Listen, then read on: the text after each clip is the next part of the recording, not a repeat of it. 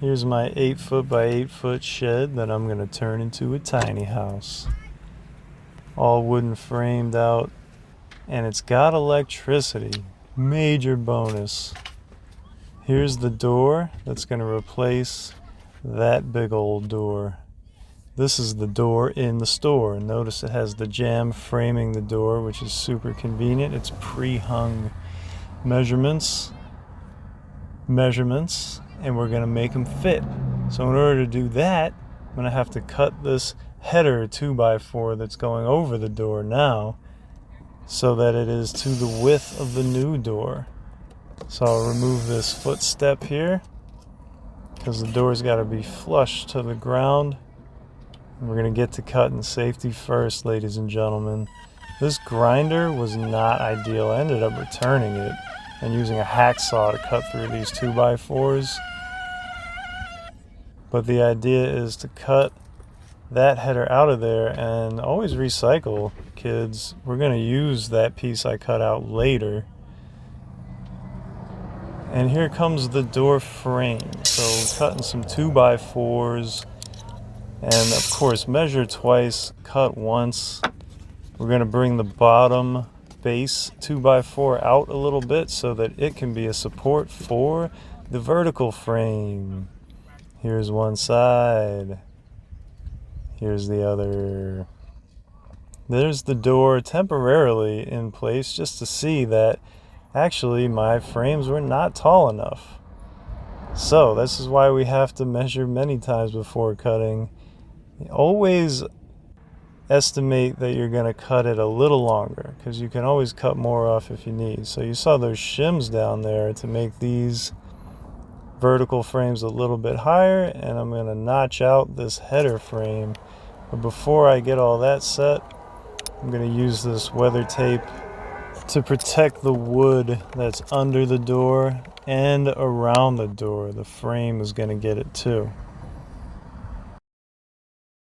So here's the door in place. The shims are on the outside of the door jamb, but on the inside of the frame. It's going to be a little space going around, and it's got to be super plumb to the sides and level.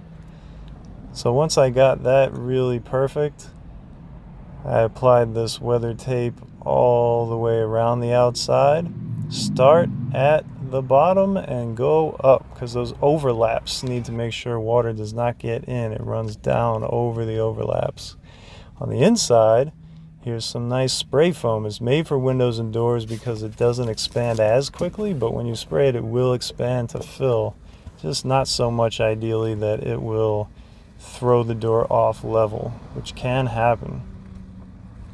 So I've got this nice PVC door frame that I'm going to put on the outside right over top of that black tape, and I have some nice 45-degree angles cut on the ends so that they piece together really nicely, like so. Let's get another look at that. Bring it back. Yeah, but still not absolutely perfect. We're going to fill those gaps with caulk, or really an elastomeric sealant. It's a little more flexible than caulk. It won't get brittle and break. So now the last spaces to be filled in, we're done so with this wood here that I cut and kind of notched out because it wasn't perfectly level. But if your situation is going to call for all kinds of custom cuttings, you just have to do your best to make sure you've got those measurements right. And then caulk, aka elastomeric sealant, going in really nice and staying flexible even when it dries, which is key. And then on the inside, I filled up a little more foam insulation into those gaps. Note that light on the inside above the door. I'm going to use that electrical box for the eventual interior light. It's not going to be right there though. I'll move it. And the door's in. Some white paint on those boards, and we've got ourselves a frame. Time for the AC. I cut a hole in the back wall across from the door, and there's those 2x4s from the header. I'm using one as a support, one piece going down to support the weight perpendicular to that shelf. And then notice how I've got this foam that came with the AC unit Just kind of stuffed it in the gaps going around there. And notice this slight downslope coming out because it will drip. You want that water dripping outside, not inside. This is the top of the AC. It's supported. All kinds of custom little pieces of wood just to make sure they're in there and this thing is really stable and is not going to move. Time to insulate. 2-inch thick foam insulation, cut to size and squeezed right between all these studs. It just kind of stuck in there really nicely with a couple of punches maybe to just make sure it goes in. And I didn't really need to use any nails because the nails from the shingles were coming through, and so it created a little bit of a grip, but it was a nice tight fit in between the studs too. So measurements all around just to make sure I've got what I need for the walls that are going to go up. And here's the drywall on the bottom, the green one, and I've got some shiplap that's going to go up and over for the roof. And then this back wall is also going to be shiplap. Here's the other side. The drywall went in pretty easily, just screwed it into the studs. And the curtain to keep it nice and cool. It gets super hot in here. This is Florida, by the way. So here's the back wall. And don't worry, you know, these pieces are not going to go perfectly up against the other sides, because we're going to put some trim over all those edges just so that it looks nice and clean. So one board at a time, you know, starting from the bottom, going up. And the ceiling is done. That trim's not going to stay there. But here's the inside. All the boards are up. There's the track lighting that I moved from that overhead light to that spot over there. Just kind of nailed the electrical box to a different stud. The wire was long enough to go over there. So I'm putting in the finishing screws on this back wall here into each stud. And they're nice trim screws. They have a small head so they don't leave too much of a footprint. And here's me being proud of my work. Again, that top trim is not going to stay.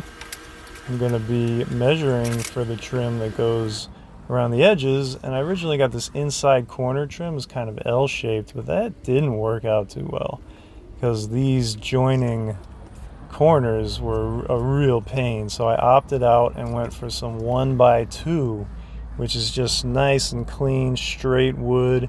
It's a little bigger, but like, it came out really nice. And the top 1x6 board. So nothing crazy. Here's some more 1x6 that's going to frame the inside of the door. And I put some 1x6 on that nice exposed beam to make it nice and clean. The floor. Make sure that first row is nice and parallel, flush to the wall so it's not uneven. And then row by row, they just kind of click right into place. You have to cut them to the right lengths. But they don't have to be perfect because the trim's going over top of the floor all the way around the edges too.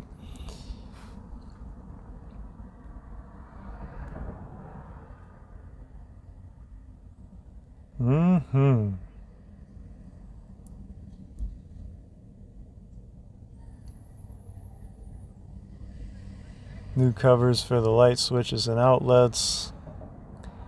We're good to go, ladies and gentlemen. And here we have the finished product.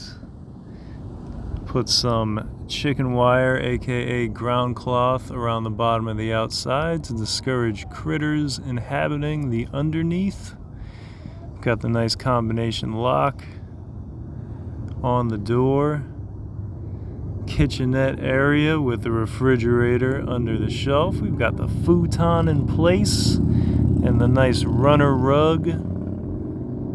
Oh yeah, that track lighting providing some nice ambiance. This place is ready to go for just about $5,000 when it was all said and done. Totally worth it. And this futon is super sweet. Sweet dreams, y'all.